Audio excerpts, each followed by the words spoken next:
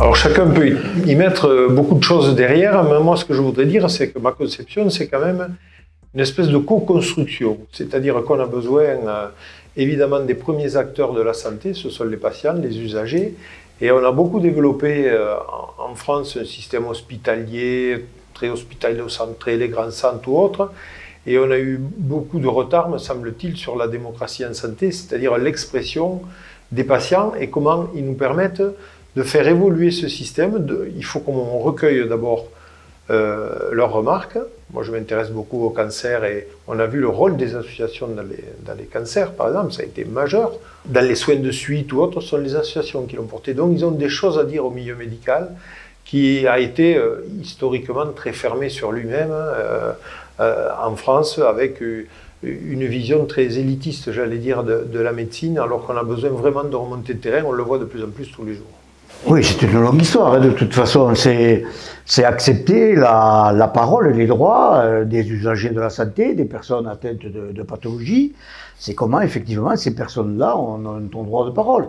Et l'évolution de ces droits-là s'est fait par des crises successives.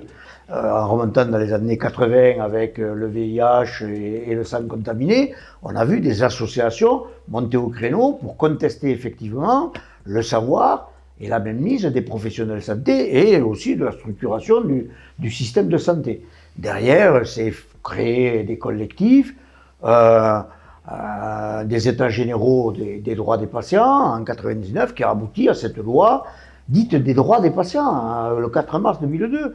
Alors d'une façon un peu simpliste, on peut dire qu'effectivement, jusque-là, on n'avait pas de droit, donc on n'était pas reconnu. Donc c'est la reconnaissance que existait des patients. Et je trouve que c'est une chose extrêmement importante, que dans ce système de santé qui se veut être humaniste, prendre soin des gens, pas simplement d'une maladie ou d'un organe, mais prendre soin des personnes, et bien que ces personnes-là aient droit à la parole, d'une façon structurée, effectivement.